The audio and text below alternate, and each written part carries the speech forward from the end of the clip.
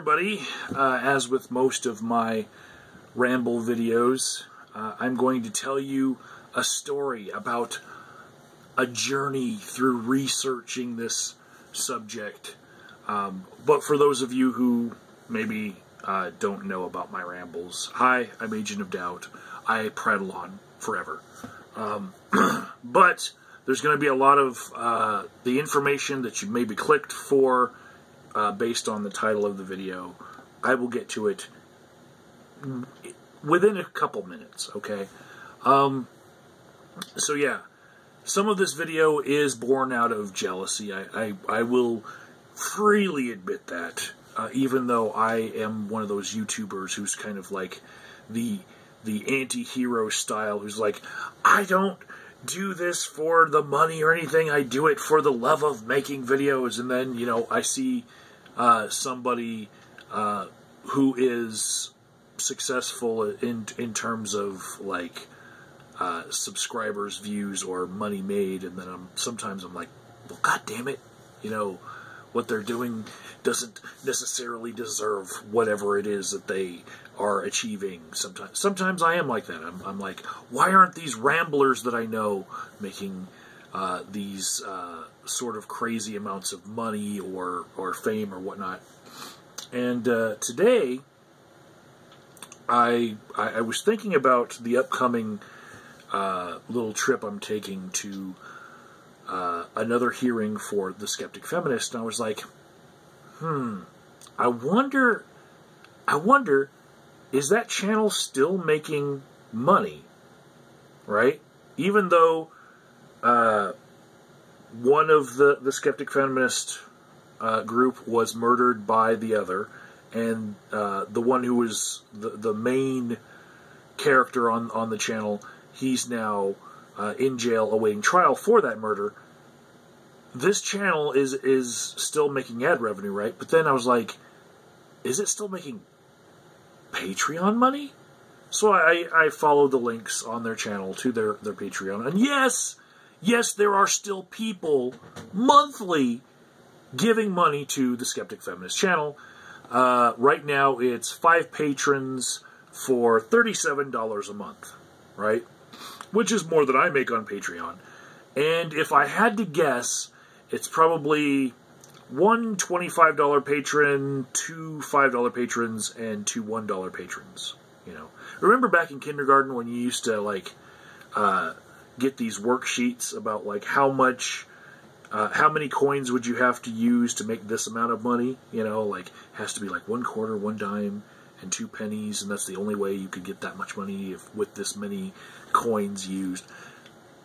That's what my guess is based on.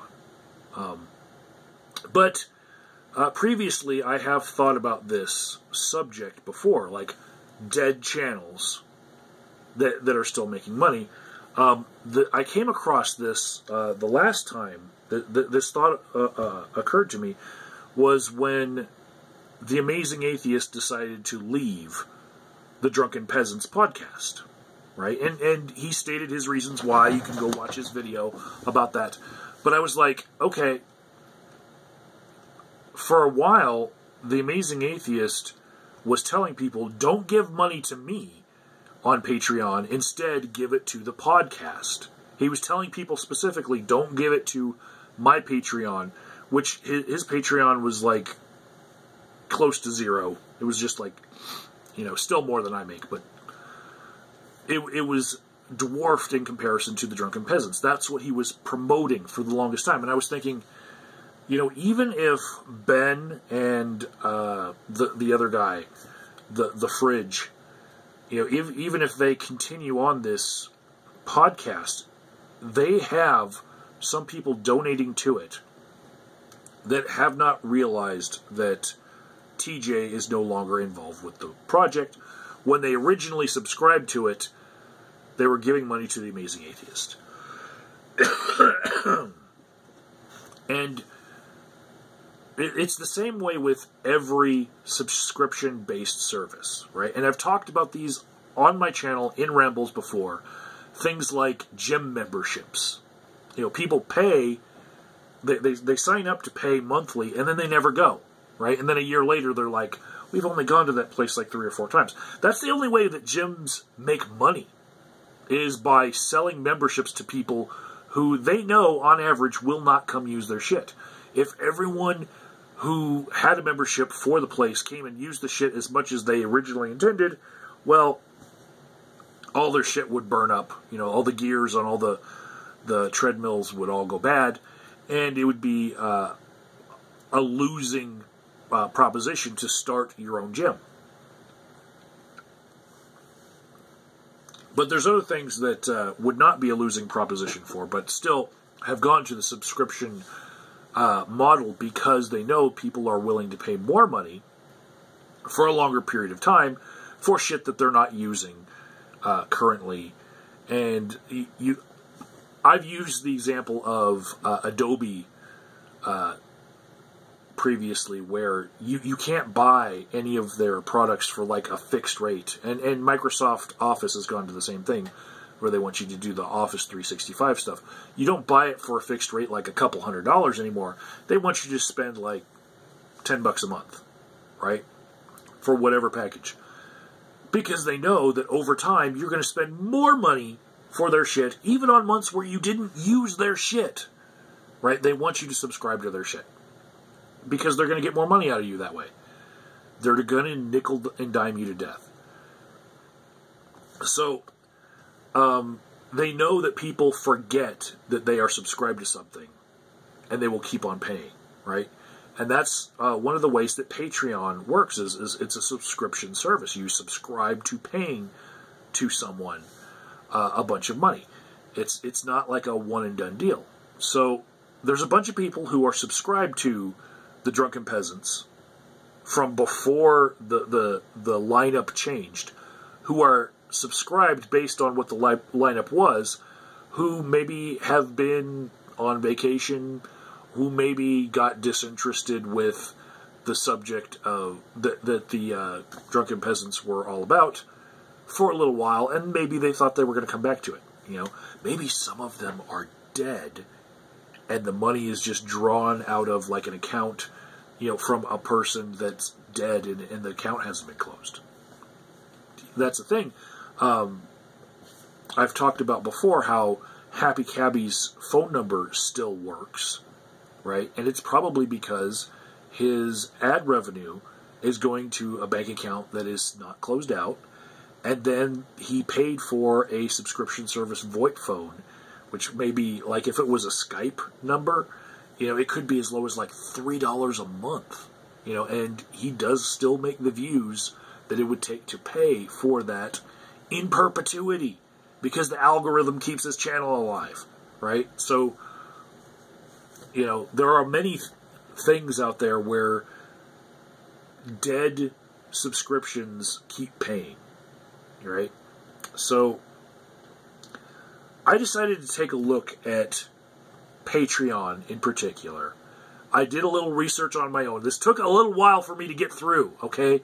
You guys are going to just, you're going to benefit from my hard work at this. But I decided to look at every person that I know of that has died that was a YouTuber, and look at to see whether or not they had a Patreon account, right?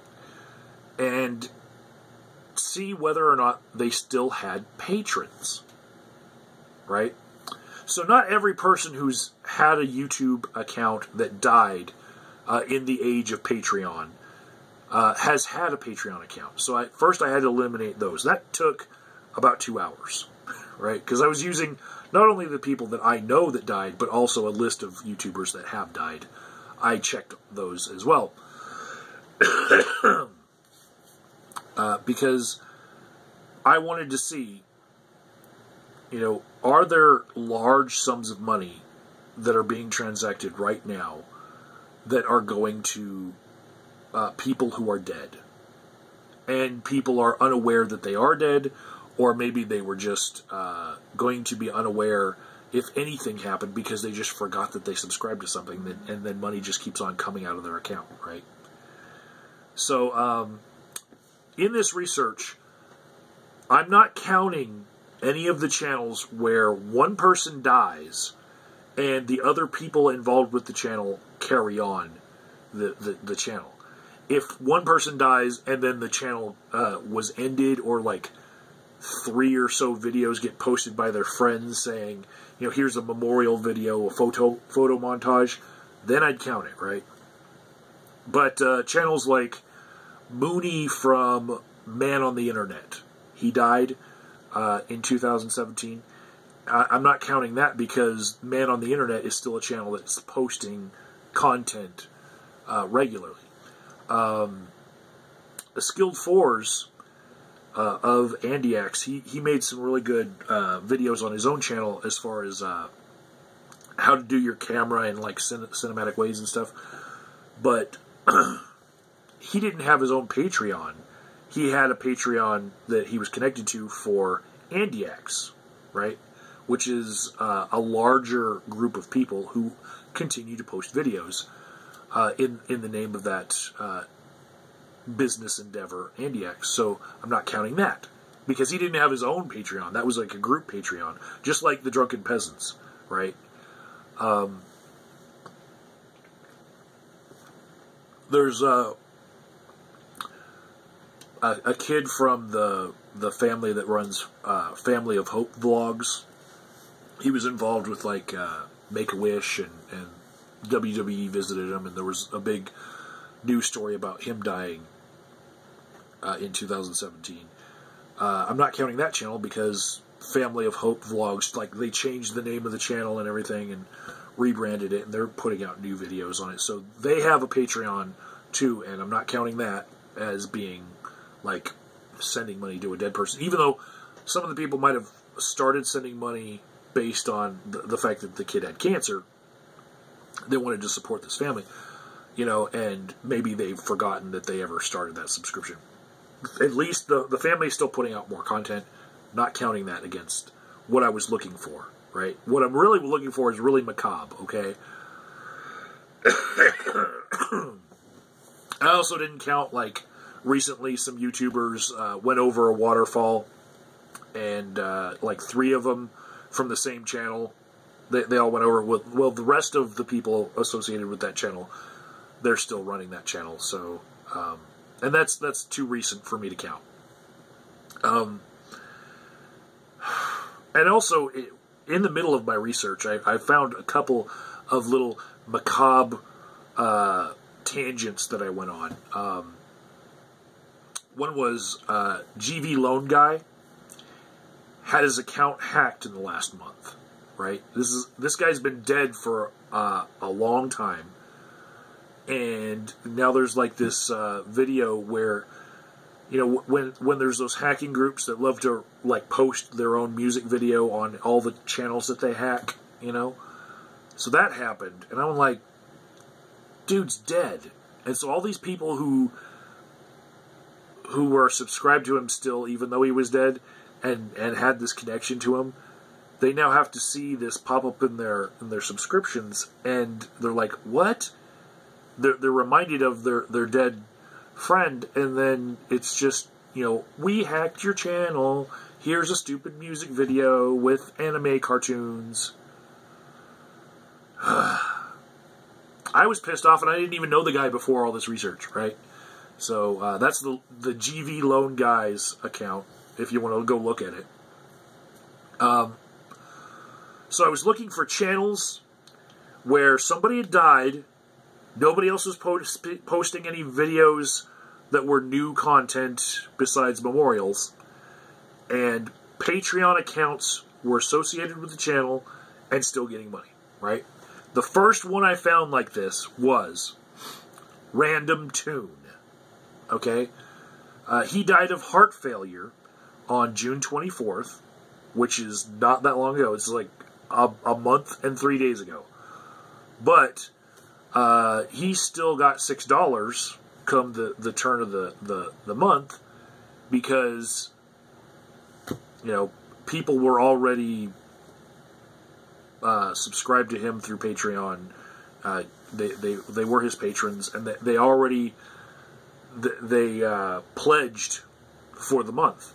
And so it'll be interesting to see if any of those $6 leave in the next month, where he wasn't even alive. The next one I noticed, much more high-profile YouTuber, Total Biscuit. He died of cancer on May 24th. His Patreon that he himself had is at $0. And I think that's probably because somebody posthumously decided to do the right thing and remove patrons, from donating money to him since he's dead. He had a lot of people around him that would do the right thing in that respect. But not in that respect is another content creator who was making animations based on a podcast that Total Biscuit was a part of. That is the co-optional podcast Animated. Right? So that guy is making $742 a month, saying that he makes videos based on the podcast that Total Biscuit was on. If you were to go on Patreon and search Total Biscuit, you'd find this guy and a place to give this money. So if you didn't know Total Biscuit was dead and that no new content was going to be made from new podcasts, and that all the new content to be made that's animated would have to be based on old podcasts, and probably it's a dead effort, right? You might, if you're one of those people who doesn't know that Total Biscuit's dead, you might actually give money to this endeavor and become one of the 440 patrons who are still giving money to animating the things that Total Biscuit was saying in that podcast. And I wonder where that where that project on Patreon will go. Are they going to choose another podcast with the other people who were in the co-optional podcast in order to animate that? Is the co-optional podcast going to go on, such as the Drunken Peasants went on in a different form with a different lineup? I don't know. Additionally, another gamer who had people do the right thing for him posthumously and remove all of his patrons from giving him any money is a guy named Zombie. You would spell Zombie Z0MBY. Now, Zombie had a heroin overdose on March 2nd that he died of, and he was actually doing a video chat where he did 2 shots of heroin, and that's how he died. He was beloved by the gaming community, and he used to make a lot of money on Patreon, but somebody did the right thing and removed all those pledges. Another really weird tangent I went down was a guy named Rich Piana, right? He was a bodybuilder, and he had 1 million subscribers, right? He died August 25th of 2017 of a heart attack. Even though he was a really healthy guy, bodybuilder, sometimes that happens where people take it too far. So, someone made a Patreon account to scam people, right? I believe it's called Rich Piana's Last Scoop, right? And I believe that the scoop is kind of a pun that's like, it's an interview, but also it's like a scoop of the protein powder that the guy used to take. So this Patreon is called Rich Piana's Last Scoop. It's using Rich Piana's face. And it last posted something to Patreon in May of this year, 2018, even though he died August 25th of 2017, right? So somebody's trying to make money off of a dead person. And luckily it's not working, but somebody attempted. The next one I found that actually still has money going to a dead person is Altin Elbiseli Adam, which I believe, translated from Turkish, means the man in the golden suit. He's getting the equivalent of $2 US per month from 3 patrons who do not know that he's dead. Or they just forgot that they were subscribed, or they're dead and they're just still paying money. What are those things? But that's pretty good, because he had like 300,000 subscribers on YouTube, and for only 3 of them to be still giving him money on Patreon for only the equivalent US of $2, I think that's pretty good as far as people dying and still getting money, and like making me freak out about like, what if the world turns into a whole bunch of dead people giving a whole bunch of dead people money. We're doing pretty good if only 3 people out of 300,000 are still around giving him money. And he died a whole year ago, right? The worst one I found, as far as a single YouTuber who was, he was making content as a gamer, right? And he died of cancer. Like most of the people who died, who were YouTubers that I found when I was trying to eliminate who had Patreon accounts and who didn't, most of them who died of cancer. You know? It's weird. And then the next form of death that was almost as popular as cancer, not quite, death by motorcycle accident. What the fuck? I'm glad I don't own a motorcycle, right? But I'm going to get a cancer checkup for sure. So Haven Games, right? Haven Games, he died March of 2017, which is over a year ago, right? He died of epithelioid sarcoma. He made content as a World of Warcraft player, right? And he would give tutorials about this stuff. He had 71,000 subscribers when he died. His Patreon account is still getting $35 a month from 21 patrons who haven't figured out that he's dead and they're sending money to a dead person. Haven Games is spelled Hayven, if you want to look it up. The last person that I saw, out of anyone who died in 2018 so far, or 2017, which I'm calling the age of Patreon, those are the only ones I really looked at. I didn't go any further than that because Patreon wasn't as popular in earlier years, so why put myself through hours and hours of my research, right? The last person I'll talk about was a guy named E-Double, who made some pretty good music, right? He died in February of 2017 from an infection. Somebody threw up a memorial for him, and it's a posthumous memorial, right? He was dead, so they created a Patreon account saying, let's get some money for his family, right? Which is weird. Like, you should usually use something like GoFundMe or some other sort of crowdfunding where they like causes like that, like Indiegogo, right? Patreon is not the place for that. But there is one patron who has pledged $1, and get this, per in memory of the legend of E-Double.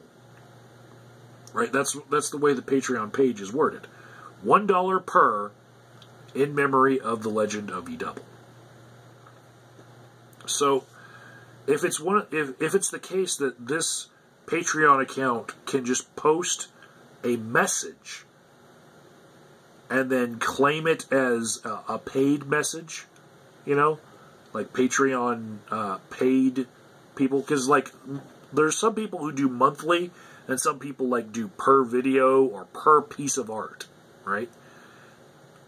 If this one person who was caught in this scam, I'm calling it a scam, but if this one person who pledged this $1 per memory has their account hooked up like solid, like they're going to pay out for every post, the person who created this account could just keep on spamming pay for this, like, and just put anything there and just drain an account until somebody realized, hey, I'm paying, for $1 for every post this guy's made, and he's not even alive yet or anymore. Somebody made this account in his honor, and this could be anyone's account. If they were to die and they had Patreon patrons who were paying per piece of art, whoever is in control of their account after they die could just decide, I could charge people money for every little bit of memorial by just making it like a paid Patreon entry. And the people who are signed up for that will still have to pay, even though this guy's dead. Because maybe, we want to pay for some arrangements. Maybe I'm in control of his account and I want some money for what I'm doing here. Maybe I just want to rip people off and he won't mind because he's dead. That's a thing that could happen in the future. Like, and this will be in increasing frequency the longer these social media platforms exist and Patreon is there as a subscription service. There will be ways that people are ripped off out of their money, besides just the whole subscription services that people tend to forget about, in a way where they will keep paying money to something that even when it doesn't exist anymore as a viable content producing thing. And so after going down this rabbit hole of research, I realized there are some things that really need to be addressed by Patreon, such as maybe have a way of notifying Patreon that, hey, this dude is dead, and people are sending money to somebody who's dead and isn't getting the money. Because, of course, they're dead. Some sort of flag this notification that's just,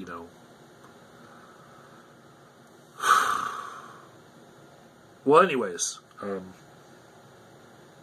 that's the rabbit hole that I went down, and you guys get to have just 30 minutes of what I was experiencing over the days that I've been looking into this. Thank you for watching.